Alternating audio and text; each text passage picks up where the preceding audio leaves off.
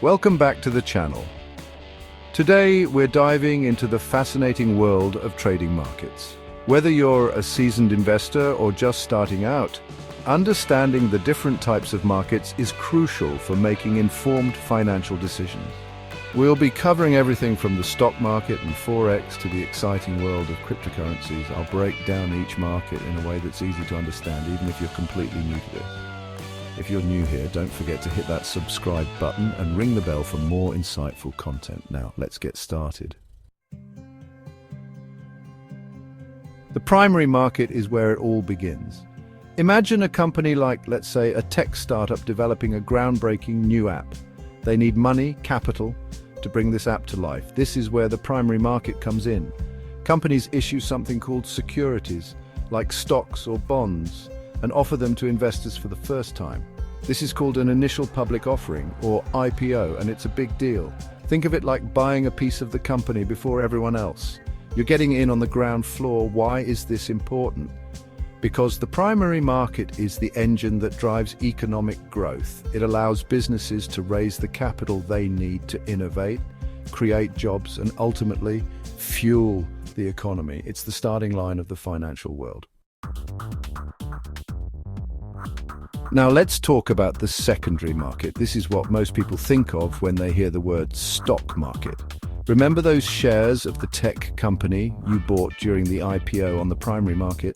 Well, on the secondary market, you can buy and sell those shares to other investors, just like trading cards, but with potentially much higher stakes. The prices of these securities fluctuate based on supply and demand news and overall market sentiment.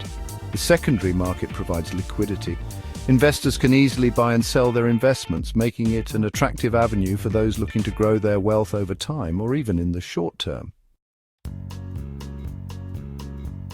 Chapter 3, Over-the-Counter Market Trading Behind the Scenes. Let's move on to the over-the-counter, or OTC market. Now imagine a place where you could trade stocks and bonds directly with another party, without the need for a central exchange like the New York Stock Exchange. That's essentially what the OTC market is all about. It's less formal, more decentralized, and often involves smaller companies that don't meet the requirements for listing on major exchanges. Think of it like a giant online marketplace for securities. It's important to remember that OTC markets can be less regulated than traditional exchanges, which means they can be riskier. But there's also potential for higher rewards, as you're often dealing with smaller, lesser-known companies that might just be the next big thing. Chapter 4, Forex Market, the currency exchange game.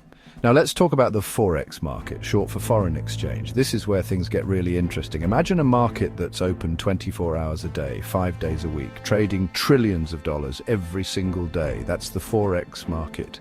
Here you're buying and selling currencies. For example, you might exchange US dollars for euros, hoping that the euro will strengthen against the dollar. It's a global marketplace where businesses, banks, and even individuals can exchange one currency for another. The Forex market is known for its high liquidity and volatility, making it a popular choice for both short-term traders and long-term investors.